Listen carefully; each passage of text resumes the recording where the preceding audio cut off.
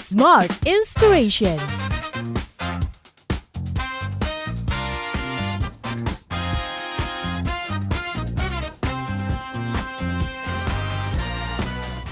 Hai Smart Listeners, selamat datang dalam podcast Smart Inspiration. Di kesempatan kali ini kita mau gali inspirasi begitu ya dari sosok yang kami undang di podcast Smart Inspiration. Beliau adalah seorang marketing research consultant, seorang mentor juga, seorang coach juga. Kira-kira gimana ya perjalanan hidupnya dan akhirnya bisa sampai di tahap ini? Saya hadirkan Mas Banto Twiseno. Hai Mas Banto. Selamat pagi. Selamat pagi, siang, sore, dan malam gitu ya untuk Smart Listeners yang mendengarkan di kesempatan kali ini. Terima kasih ya sudah datang. Terima Kita kasih. mau tahu seputar perjalanan hidup Mas Banto. Ya. Boleh dong, mungkin kita awali dengan kira-kira waktu kecil Mas Banto tuh orang yang seperti apa sih? Anak yang seperti apa? Mungkin saya akan mulai dari bagaimana saya dibesarkan Ya, gitu ya. Benar. Saya dibesarkan orang tua saya, ibu saya seorang guru. Jadi saya paham betul bagaimana tantangan seorang guru gitu ya. Karena tidak hanya mendidik anak orang lain, tapi juga anak sendiri gitu ya. Jadi itu suatu pengabdian menurut saya dengan berkaca kepada ibu saya. Nah, yang ditekankan karena beliau seorang guru, yang ditekankan adalah bagaimana pentingnya pendidikan. Ya, dan kami percaya bahwa education is elevator of success gitu. Jadi segala sesuatu itu meskipun kalau kita nyebutnya sekarang apa ya, pendidikan ala VOC gitu ya zaman dulu gitu. Tapi menurut saya itu yang membuat makes me who I am today gitu. Karena kita ditekankan untuk pentingnya bekerja keras, berusaha.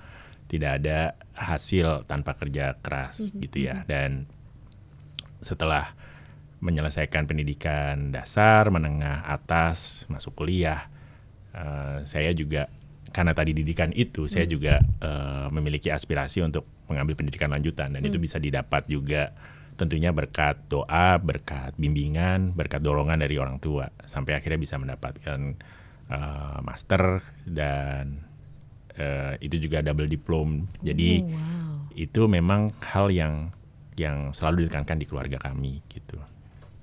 Itu yang pertama. Yang kedua, mungkin dari perjalanan hidup itu juga mengajarkan bahwa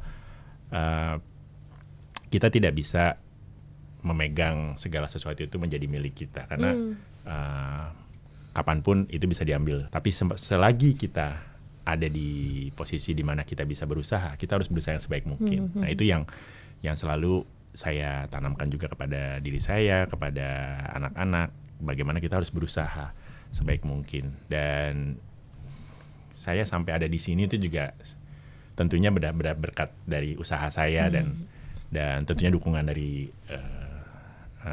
teman-teman, keluarga, rekan kerja di sekitar kita gitu. Jadi itu dua hal yang menurut saya pentingnya pendidikan dan pentingnya bekerja keras gitu. Pentingnya berusaha. Pentingnya berusaha. Oke, kita balik lagi ke masa kecil seorang Mas Banto begitu ya. Dulu cita-citanya apa?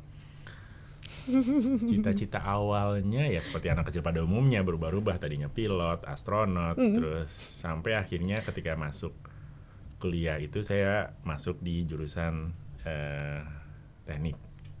Karena waktu itu kan trennya semua orang mau jadi tukang insinyur. Ketika bekerja memang tidak melulu sejalan gitu ya dengan bidang teknik itu, karena pada akhirnya saya masuk ke dunia marketing dan marketing research gitu, yang ada keterkaitan dengan teknik dari sisi analytical thinkingnya, tapi memang memahami manusia itu hal yang sedikit berbeda. Dan itu yang saya pelajari justru ketika di dunia kerja. Dan saya menemukannya menjadi hal yang menarik, sehingga saya jadilah jatuh cinta ibaratnya sama pemahaman tentang tingkah laku manusia ini. Karena banyak hal yang bisa kita lihat, banyak hal yang kita bisa observe gitu ya. Hal-hal yang kecil-kecil itu menjadikan setiap manusia itu punya ceritanya masing-masing. Nah, itu juga yang membuat saya juga punya bukan kemampuan, tapi kayak semacam pengalaman untuk melihat orang tuh, jangan menjudge orang dari apa yang terlihat dari luar gitu ya. Karena justru kita di dalam dunia market research dan consumer insight diajari untuk mendalami lebih dari apa yang terlihat di luar. Kita diajarkan untuk bertanya 5 times why. Misalnya dia melakukan ini, why lagi sampai ketemu real why-nya seperti apa. Jadi itu dalam kehidupan mengajarkan untuk saya tidak langsung menghakimi seseorang. Di dalam profesi diajarkan untuk bisa memberikan manfaat untuk melihat orang justru lebih dalam lagi supaya kita menemukan real why-nya. Kalau dikaitkan dengan pentingnya insight tadi gitu. Baik. Nilai-nilai ini kan nggak tercipta sendiri begitu ya. Tapi dibentuk kemudian diadopsi ke dalam diri kita. Siapa yang paling berperan, Mas Banto? Ibu atau ayah? Ya, tentunya dorongan keluarga ya.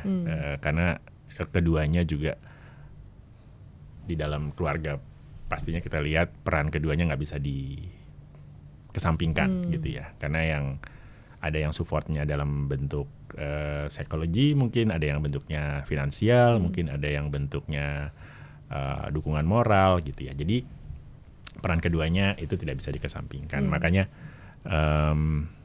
hal itu juga saya upayakan supaya kepada anak-anak untuk selalu, apakah dia nanti menjadi seorang ayah atau seorang ibu, ya dua-duanya punya role yang penting. Gitu. Kebetulan anak saya satu laki-laki satu perempuan gitu ya. Nah itu yang menurut saya penting. Baik. Jadi seorang ibu, seorang guru, kalau yang saya dengar begitu ya dari teman-teman yang ibunya juga seorang guru, menuntut untuk sempurna di sekolah. Nilainya bagus, nggak boleh nakal gitu kan ya. Itu juga nggak yang terjadi sama Mas Banto dulu waktu kecil? Iya, tidak bisa dipungkiri bahwa itu yang juga diterapkan gitu ya. Jadi memang excellent nggak di sekolah kalau dulu? Ya, alhamdulillah sih bisa memenuhi ekspektasi gitu ya. Jadi termasuk yang sering dipanggil ke depan kalau ada pengumuman perolehan piala dari lomba dan sebagainya gitu. Jadi itu memang hal-hal yang sedikit banyak juga memenuhi ekspektasi orang tua. Tapi dari situ saya juga belajar bahwa itu juga mengajarkan tentang mungkin 3 hal ya. Yang pertama disiplin, yang kedua tadi kerja keras, yang ketiga fighting spirit gitu kali ya. Karena untuk mendapatkan itu semua kan juga pasti ada perjuangan di situ gitu. Benar-benar Kira-kira setuju. begitu. Nilai-nilai tersebut kan ditanam terus Mas Banto dari dulu sampai dengan sekarang. Tapi kapan kiranya Mas Banto merasa bahwa ini waktu yang tepat untuk, kadang-kadang begini, namanya anak kecil hobinya main gitu kan ya. Kapan menyadari bahwa nilai-nilai ini nih yang benar-benar memang jadi ajaran dan pegangan di hidup saya yang harus saya pegang sampai dengan nanti saya dewasa. Kapan menyadari hal itu? Mungkin ketika di SMA dan kuliah, karena kita mulai bertemu dengan orang-orang dengan latar belakang yang jauh lebih beragam, yang tentunya kita harus bisa memahami dan memilah gitu ya. Sekali lagi dengan tetap tadi being naif, being balance gitu ya, no judgment ya. Tapi justru di situ bekal-bekal tadi bisa membuat kita lebih realistis dalam melihat kehidupan juga gitu ya. Jadi itu. Nah bekal ini nanti juga bekal ini juga berdampak ketika nanti di dunia pekerjaan gitu. Jadi itu yang saya pegang juga. Menarik. Satunya teknik mesin dari data yang saya dapat. Kemudian 3 tahun berikutnya melanjutkan pendidikan fokus pada marketing. Tadi sudah dijabarkan ada hal yang menarik di bidang marketing. Tapi kenapa marketing, Mas Banto? Dari teknik mesin untuk terpapar di dunia marketing ini kan kayaknya jauh begitu. Apa yang akhirnya bisa melabuhkan dirimu di dalam lingkup marketing? Mungkin sedikit balik flashback ke kuliah ya. Di teknik mesin itu saya ngambil minornya teknik industri. Nah di dalam teknik industri itu diajarkan mengenai manajemen sumber daya manusia, manajemen pemasaran juga. Jadi ada marketing juga di situ. Okay. Nah, itu kayaknya titik balik awalnya gitu. Oh, ada bidang seperti ini gitu ya. Kemudian di luaran saya juga melihat bahwa waktu itu kayaknya lagi gencar-gencarnya iklan di TV swasta dan sebagainya gitu ya. Menarik sekali bagaimana iklan itu muncul dan tentunya ada proses di belakangnya. Dan itu juga yang saya tertarik. Oh, kayaknya seru juga nih kerja bikin iklan gitu ya katanya. Dan ternyata bikin iklan tuh banyak satu proses. Ada lagi namanya activation. Jadi kalau kita jalan ke mall, jalan ke pusat orang ngumpul, biasanya ada activation dari brand-brand. Wah, seru juga ya bikin event-event kayak gini gitu. Nah, disitulah mungkin awal saya mulai tertarik untuk mendalami marketing gitu ya. Dan ketika bekerja kemudian mengalami sendiri, memahami perilaku manusia tadi, itu semakin besar gitu ya rasa ketertarikannya, karena itu tadi perilaku manusia itu sangat beragam, sangat detail gitu ya, yang belum semuanya bahkan tertranslate menjadi opportunity. Nah, itu tadi. Jadi kemampuan untuk melihat insight itu tadi itu juga di-trigger dari tadi ketika kuliah, kemudian masuk ke dunia kerja dan menemukan dunia baru, ibaratnya seperti itu. Karena pemahaman saya saat itu belum banyak orang yang tertarik di dunia research ataupun insight gitu. Jadi itu juga dunia baru pada saat itu. Dan sekarang saya rasa dunianya sudah makin berkembang gitu ya, sudah semakin banyak yang menyampaikan, sudah semakin banyak yang mengajarkan, bahkan di sosial media juga banyak konten-konten mengenai insight. Dan menurut saya itu bagus, karena semakin banyak orang yang tertarik dalam dunia tersebut dan juga mengajarkan kepada mungkin the young generations gitu ya, bahwa bahkan di dalam ruang marketing itu ada disiplin-disiplin ilmu yang berbeda-beda. Mungkin ada marketing yang nanti tugasnya adalah brand building. Ada yang product development, ada juga yang consumer insight gitu. Gitu kira-kira. I see. Menarik banget, tapi saya jadi penasaran gitu kan. Tadi ngomong seputar melihat iklan. Iklan apa saat itu yang saat itu ya? Ketahuan umurnya tapi mungkin saat kayak apa sih iklannya gitu kan sampai bisa. Kalau ingat dulu ada iklan close up yang pokoknya salah satu talentnya nabrak tiang gitu. Oke. Itu zaman itu. Terus ada iklan deodoran yang ngikutin posenya Titanic. Oke. Iklan-iklan yang menarik-menarik itu tuh yang kok bisa lucu gitu ya, kok bisa ngena, kok saya bisa tertarik gitu kan, berarti dia memahami psikologinya gitu, bahwa ketika dia mendevelop ini pasti akan nyampe gitu yang diinginkan, tapi tetap produknya juga tersampaikan gitu. Kayak ternyata tadi yang nabrak tiang itu karena ngelihat cowoknya, saya lupa cowoknya atau ceweknya gitu ya, giginya saking bersihnya mengkilat gitu, dan nafasnya segar kan gitu kan ya. Jadi itu. Terus satu lagi yang juga membekas iklan itu, siapa takut pakai hitam, siapa takut. Nah, ada tuh iklan shampoo waktu itu. Itu menurut saya brilliant gitu ya, karena baju hitam kena ketombe, kelihatan ketombenya gitu. Tapi ini pakai baju hitam, siapa takut gitu. Dan itu ngena banget gitu. Itu kira-kira contohnya. Mungkin nanti bisa sambil rekan-rekan bisa googling lah itu iklan-iklan jadul. Tapi menurut saya iklan-iklan jadul itu very strong. Gitu. I see. Tapi menurut saya menarik. Dari backgroundnya adalah teknik industri begitu kan ya, especially-nya. Kenapa kalau udah tahu tertarik ke sana, kenapa nggak ngambil psikologi saat itu? Oke. Mungkin ini sekaligus mengclearkan perspektif ya, karena kok teknik masuk ke dunia riset itu gitu ya. Teknik itu diajarkan analytical thinking yang ternyata banyak sekali digunakan di dalam dunia riset, karena we are dealing with data, numbers, analysis gitu ya. Itu satu. Kemudian dalam hal konteks yang sifatnya kualitatif sekalipun, kemampuan berpikir analitik di background teknik itu juga membantu menstruktur thinkingnya.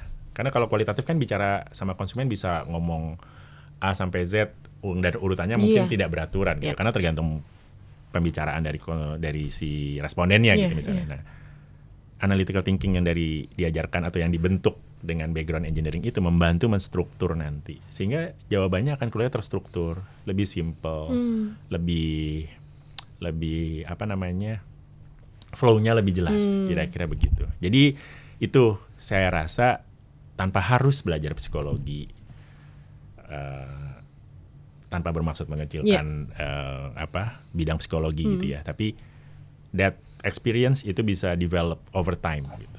Jadi saya ibaratnya learning by doing lah gitu. Iya, karena kita tahu juga bahwa namanya bangku kuliah tuh sebenarnya pada esensinya bukan ilmu kuliahnya gitu kan yang dipakai, tapi the way of thinkingnya, mindset buildingnya itu yang saya rasa sangat penting gitu. Dan masih dipakai terus sampai dengan saat ini sistem berpikir seperti itu begitu ya. Master degree yang sudah diambil bahkan bisa sampai double diploma.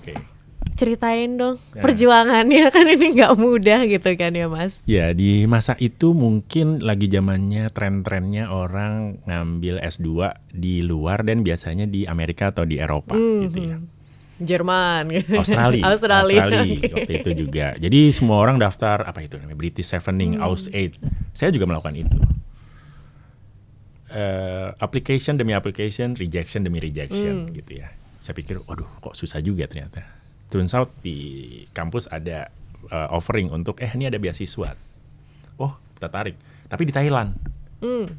Wah, kok di Thailand ya? Kok nanti gimana nih kalau harus membanggakan gelar gitu atau ceritanya gitu. Jadi tapi saya pikir coba aja. Jadilah saya dapat beasiswa waktu itu dari pemerintah Jerman. Jadi pemerintah Jerman bekerja sama dengan pemerintah Thailand untuk memprovide di kampus namanya Asian Institute of Technology. Oh, by the way, saya tadi S1-nya dari Universitas Indonesia. Kemudian Universitas Indonesia Fakultas Teknik Mesin, kemudian dapat beasiswa ini di Asian Institute of Technology di Thailand. Itu ngambil Management of Technology. Nah, semester pertama berjalan, ada tawaran beasiswa lagi nih untuk double diploma. Double diplomnya kemana? Di Prancis, Universitas di Prancis. Jadi, nyampe juga saya ke Eropa gitu ya. Jadi jalan itu bisa macam-macam. Jadi yang saya mungkin mau tekankan sama teman-teman atau rekan-rekan juga adalah apalagi sekarang beasiswa itu banyak banget. Kalau saya lihat ada beasiswa ke mungkin negara-negara yang nggak pernah kita pikirkan, Turki, Hungary, Rusia, atau negara-negara lain. Saya rasa India tidak harus selalu ke misalnya negara-negara itu. Eropa atau Amerika gitu atau di Inggris gitu misalnya, karena beasiswa ini bisa jadi permulaan membuka jalan untuk jalan berikutnya gitu yang kita juga nggak pernah tahu. Tapi kalau kita nggak pernah nyoba, kita nggak akan pernah tahu gitu. Jadi saya bersyukur sekali waktu itu akhirnya dapat kesempatan yang tadi kebetulan di Prancis itu di École Supérieure Commerce du Paris, itu ibaratnya kayak Grand École gitu ya, yang belajar marketing. Dapat juga semuanya gitu. Kuliah di luar negeri yang di Eropa, dan marketing. Jadi jalan itu bisa ada di mana-mana, asal kita mau coba aja. Berarti udah bisa 3 bahasa at least ya? Sayangnya waktu di sana pakai bahasa Inggris. Karena itu kelas internasional. Justru studentnya mau ngomong Inggris sama saya gitu. Jadi bahasa Prancis saya agak kurang terpakai. Tapi kan bonjour bisa lah ya. Bisa. Baik. Nah, ketika sudah lulus begitu ya dari Prancis dan juga itu berarti kuliahnya di 2 tempat, di Prancis dan juga di Thailand. Betul. Gimana Mas Banto? Waktunya kan berbeda. Kita memang kalau double diploma kan biasanya ada semester yang dilakukan di Thailand, ada semester yang dilakukan di Paris. Jadi memang selesai di Thailand dulu ke Paris, balik lagi nanti untuk finalisasinya yang di Thailand gitu. Tapi kita dapat 2 degree. Setelah dari sana kembali ke Indonesia, langsung bekerja?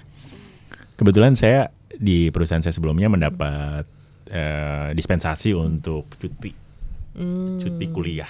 Jadi saya balik lagi ke perusahaan saya yang sebelumnya. Dan alhamdulillah setelah itu memang journey-nya juga semakin jelas gitu ya, bahwa saya memang mau mendalami marketing, terutama di marketing riset gitu, dan journey saya selanjutnya seperti itu gitu.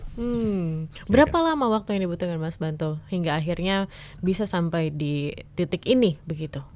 Berarti udah berapa lama mempelajari ilmu marketing? Sekarang saya berarti udah 25 tahun pengalaman ya di perusahaan saya sebelumnya. Jadi banyak yang saya pelajari sambil jalan juga gitu ya, karena kita selalu belajar. Tidak hanya dari sisi insight konsumennya, tapi metode riset juga banyak perkembangan. Mungkin dulu metodenya banyak yang menggunakan actual interview, sekarang juga sudah banyak yang dibantu oleh teknologi, AI dan sebagainya. Dan itu harus di-embrace semuanya. Karena kita harus move dengan pergerakan zaman gitu ya. Jadi tapi saya tetap berpegang pada prinsip bahwa the human is the pengaturnya gitu ya. AI atau teknologi is just enabler. Pada akhirnya kita yang memutuskan atau yang menentukan gitu ya. Jadi dan saya juga mengencourage teman-teman atau rekan-rekan, please embrace AI gitu. Tapi bukan menjadi the only way out gitu ya. Karena justru kita harus banyak punya role di situ. Biar the thinking personnya gitu, thinking entity gitu di situ. Gitu sih kira-kira. Oke. Bertahan di perusahaan berapa tahun? 25 tahun. 25 tahun. Wow. Bagaimana bisa melewati 25 tahun di satu perusahaan yang sama? Menurut saya perusahaan, saya boleh nyebut perusahaan? Boleh, silakan Mas Banto. Saya sebenarnya bekerja di Unilever Indonesia, dan menurut saya Unilever Indonesia adalah perusahaan yang sangat memperhatikan perkembangan karyawannya, kesejahteraan karyawannya juga. Jadi dua hal itu yang menjadi alasan kenapa saya stay long. Yang ketiga mungkin karena memang culture yang dibentuk di dalamnya. Jadi orang-orang yang bekerja itu adalah orang-orang yang bekerja sama itu adalah orang-orang yang punya integritas, punya mindset performance yang sama gitu ya.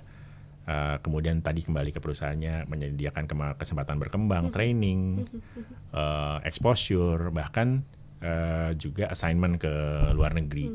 Jadi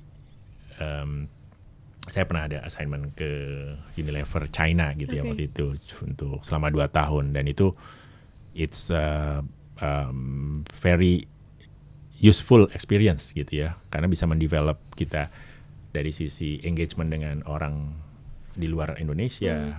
Kalau tadi bicara marketing ke konsumen bukan Indonesia gitu, misalkan saya pegang East Asia market, jadi market Jepang, Cina, Korea, Taiwan, Hong Kong, pokoknya area Asia Timur, sama di Southeast Asia, jadi Indonesia, Malaysia, Singapura, Thailand dan Australia gitu. Itu jadi scope-nya waktu itu.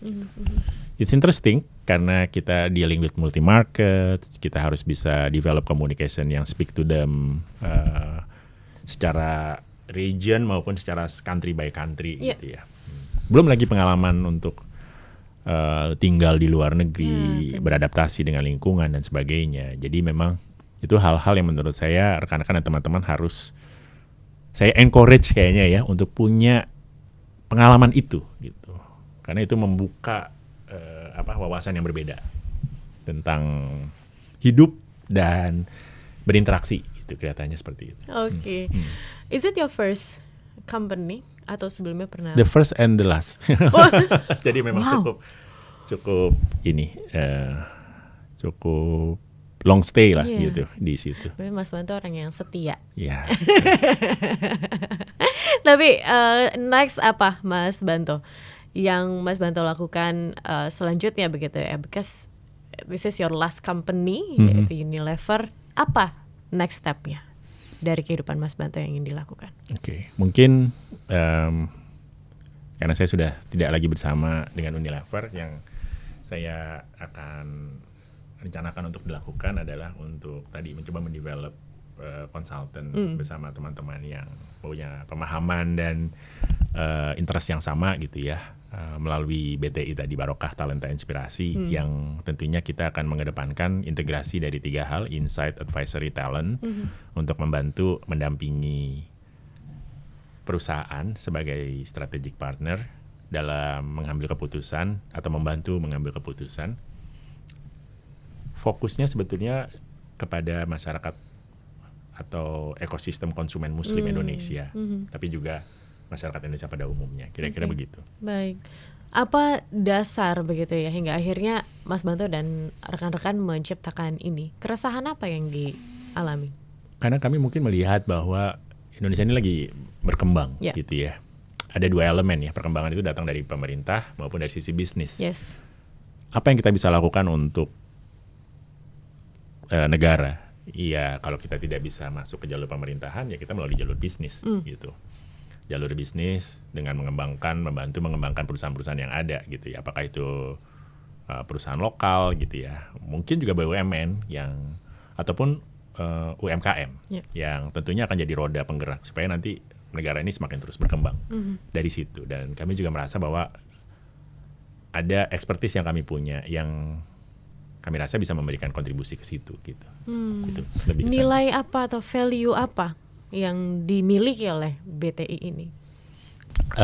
BTI ini mengedepankan tadi kita memprovide meaningful insight, kita memprovide responsible advisory, kita memprovide juga skillful and capable talent gitu ya, sehingga menjadi tadi ekosistem. Karena kami merasa bahwa itu akan jadi circular economy di situ. Jadi kita memprovide the right insight dan the right advisory, we create a product can make the company grow, company recruit talent, good talent will bring insight, ya, muter lagi circular ekonominya gitu. Jadi itu yang kita mau coba kedepankan. Jadi nggak berhenti ibaratnya. Karena kalau kita bicara terpisah, mungkin insight aja atau advisory aja atau talent aja, itu circle-nya nggak ketemu. Nah, karena kita mendevelop tiga-tiganya, itu circle itu akan terjadi gitu, circular ekonominya gitu. Pernah nggak mengalami mungkin shifting karir yang luar biasa hingga akhirnya kayaknya ini sebuah langkah yang tepat begitu untuk dilakukan? Mungkin saya akan bercerita mengenai satu episode di dalam kehidupan yang tadinya saya pikir ya kayaknya ini salah nih jangan-jangan nih. Ya pada saat itu tadi ketika saya mengambil assignment di China. Tadi ya. When I came to, waktu itu di Shanghai base-nya, itu musim dingin. I don't know anyone. Saya pernah berada dalam situasi menunggu bis di halte sendirian, hujan, dingin.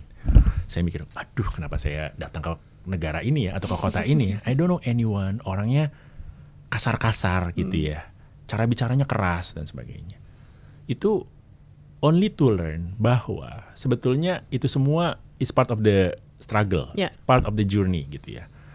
Musim dingin ada jawabannya, ya pakai aja baju dingin, ibaratnya begitu. Sendiri, ya cari teman gitu ya. Dan orangnya kasar, ternyata begitu kita tahu lebih jauh mengenai orang China, that way of speaking itu adalah memang cara ngomongnya mereka seperti itu gitu. Karena you are living in the middle of more than 1 billion people gitu ya. You have to kedengeran gitu. Lo harus stand out. Once you get to know them, they are very nice people. Ibaratnya kalau kita udah kenal kepala jadi kaki jadi kepala, atau ada istilahnya pokoknya apa aja dikasih ibaratnya begitu. Dan itu benar. Jadi I make some good friends juga di sana gitu ya. Pada akhirnya kita bisa develop. Karena itu juga saya baru pertama menikah gitu ya. Jadi kita bayangkan pertama menikah, hidup di negara yang baru dengan lingkungan yang baru. Tapi itu justru mengajarkan kita untuk bisa beradaptasi, bisa hidup di lingkungan yang baru, berkenalan dengan teman yang baru, dan turns out menjadi pengalaman yang nggak terlupakan gitu ya. Dan juga mengajarkan tadi, karena di sana ritme kerjanya juga tinggi, ekspektasinya juga besar. Jadi itu juga menjadi hal yang membentuk saya seperti sekarang gitu. Kira-kira begitu. Baik, menarik banget. Dari pengalaman-pengalaman tersebut lah yang bisa memperkaya begitu ya, insight-insight untuk para. Saya pikir itu kesalahan langkah, tapi ternyata itu pengalaman yang tak terlupakan, ibaratnya gitu. Jadi pengalaman berharga begitu ya. Dan ini jadi bisa menjadi nilai tambah untuk BTI, di mana lebih memperkaya insight-insight di dalamnya. Karena kan namanya consultant tentu butuh banyak insight kan. Tadi juga bilang bahwa insight-nya nggak cuma ada di regional Indonesia aja nih, tapi bisa juga dari pengalaman di market lain. Yes, benar. Oke, kira-kira kalau kita balik lagi ke perbincangan personal begitu ya, sweet escape dari Mas Banto tuh apa sih kalau misalnya hectic dengan aktivitas sehari-hari, pusing begitu, ngapain? Karena ini partly juga ke-develop karena saya mendalami insight gitu ya kan. You need to tell the story. I see. So I like things about storytelling. Movies, stand up comedy gitu. Saya suka sekali gitu ya. Jadi I spend time untuk my escape itu biasanya begitu. Kadang saya pernah nyoba juga bikin stand up comedy, tapi hanya untuk internal aja ya di perusahaan, dan it works actually. Jadi ya itulah mungkin sweet escape saya gitu ya, menikmati film, stand up comedy, spend time with the family. Biasanya karena kita juga punya hobi yang kira-kira mirip, jadi ya melakukannya seperti itu bersama-sama keluarga. Wow, menarik. Oke, goals di tahun 2026 ini, kira-kira Mas Banto mau ngapain? Oke, tentunya menjadi pribadi yang lebih baik, pribadi yang lebih bermanfaat bagi orang banyak.